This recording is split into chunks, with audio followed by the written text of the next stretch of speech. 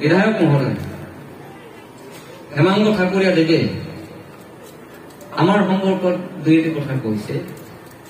তেখেত এজন সন্মানীয় বিধায়ক যেতিয়া আমাৰ সম্পৰ্কত কিছু অভিযোগ দিছে, যেতিয়া এই কথাখিনি এক ৰাজহুৱা দায়িত্বত থাকি যিহেতু কোৱা হৈছে, আমিও ইয়াত 2100 পৰিয়াল, 2100 পৰিয়াল নহয়, আচলতে 2100 পৰিয়াল এইখিনি মানুহে হয়। আমি লাডুগুৰি, নতুন চিলিমিনাৰ কিছু অংশ আৰু ৰঙামাটিতে ধৰিলে প্ৰায় 5000 পৰিয়ালৰ হয় আমি প্ৰতিনিধিত্ব কৰোঁ।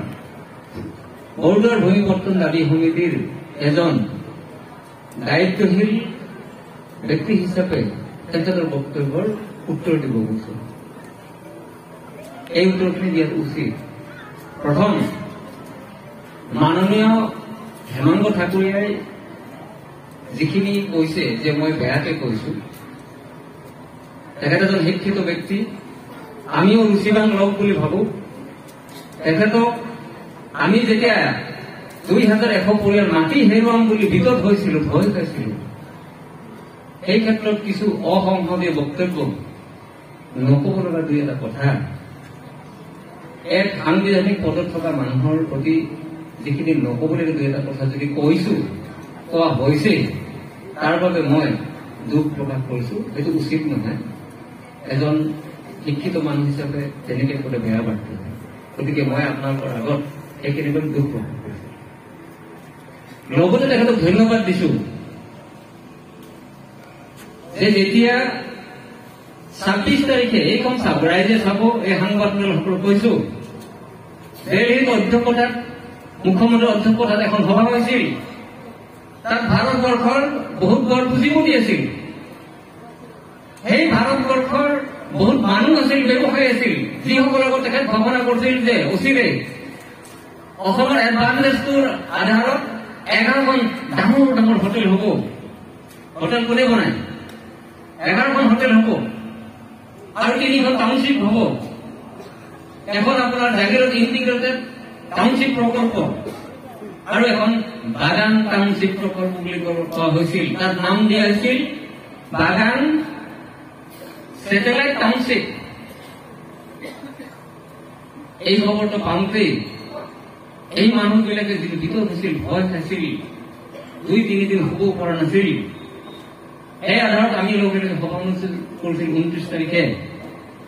তাত আমাৰ যি লগাতকৈ বেছি ক্ষোভ প্ৰকাশ হৈছিল, তাৰ বাবে দুখ প্ৰকাশ কৰিছো। কিন্তু আমি ভাল পাইছো যে তেখেতে লগে লগে কৈছে যে ইয়াত কোনো ক্ষেত্ৰতে মানুহ উচ্চৰিত নহয়, এই মানুহবিলাকক পট্টা দিয়া হ'ব। কেনেকে পট্টা দিয়া হ'ব? চাই চাই পট্টা দিয়া হ'ব। আপোনালোকে ফেচবুকত চালে গম পাব, যেনেকে আছে মিলাই পট্টা দিয়া হ'ব। মই দুটা কথা প্ৰশ্ন কৰিছো, মই তেখেতক যদি বেয়াকে কৈছে তাক দুখ প্ৰকাশ কৰিও, এক, এইসকল উচ্চৰিত নহয়, আমি আশ্বস্ত হৈছো, কিন্তু বৰদুৱাৰ স্যাটেলাইট টাউনশ্বিপ প্ৰকল্প হ'বনে নহ'ব সেইটো কিন্তু কোৱা নাই। সংবাদ বন্ধুসকল জানিছে যে তাতে বৰদুৱাৰ স্যাটেলাইট টাউনশ্বিপ নহ'ব বুলি কৈছে নেকি? নাই, কিয় কোৱা নাই? তেখেতে এইটো সত্য কৰিব লাগে যে উচ্ছেদটো নহয়, টাউনশ্বিপো নহয়। এইটো কথা কিন্তু তেখেত ক'ব লাগিব, নহ'লে আমি আশ্বস্ত নহয়। তাৰমানে আমাক আভ্যাস কৰিছে।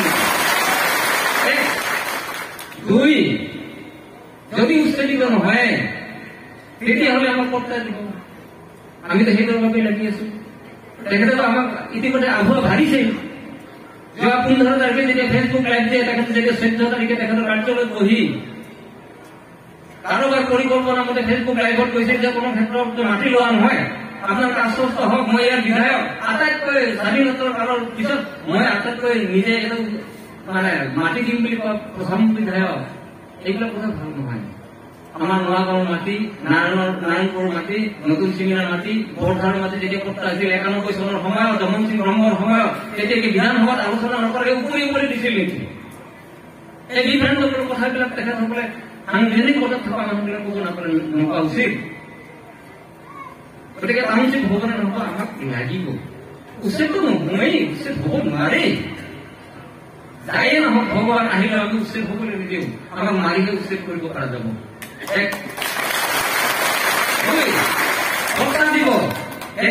দিব তেখেতে আমাৰ কথাখিনি জানে নে নাজানে? আমি হৌ সিদিনা যেতিয়া 27 নৱেম্বৰত আমি যোগেন মহন ডাঙৰীয়াক দিছিলো, এখন গোটেই তথ্য বেলেগ দিছিলো, স্মাৰকপত্ৰ দিছিলো, তেখেত নিজে আছিল, আমাৰ সমানক দেৱজিৎ ৰাভা এখেতসকল আছিল, মই নাই বাৰু। তাতে তেখেতে কৈছিল যে আপোনালোকে নিশ্চিন্ত থাকক, অহা ফেব্ৰুৱাৰী মাহত আপোনালোকে পত্তা দিব আৰু সেই পত্তাখিনি আমি তাতে দিম। ফেব্ৰুৱাৰী গ'ল, মাৰ্চ গ'ল, এপ্ৰিলো গ'ল, মে গ'ল, যায় আৰু এই জুনলৈকে নহল, তেখেত সলনি হল। সলনি হলে সাংবিধানিক ভাৱ আছে নিশ্চয়, পত্তা নহল, তাৰ সলনি 26 তাৰিখে ঘোষণা কৰা হল এক বৰ্ডৰ চেটেলাইট টাউনশ্বিপ হব। 16 তাৰিখে হল, ফেব্ৰুৱাৰী তাৰিখে তেখেতে কৈছিল, জিলা প্ৰশাসনে কৈছিল হব নালাগে, নহয় ইয়াত আছে আমাৰ, তেখেতে নহয় বুলি কৈছিল। কি হল? তাৰ মানে আমাক হেমন্ত ঠাকুৰে জিকিলকৈ গোটাই কথাবিলাক দিছে নেকি?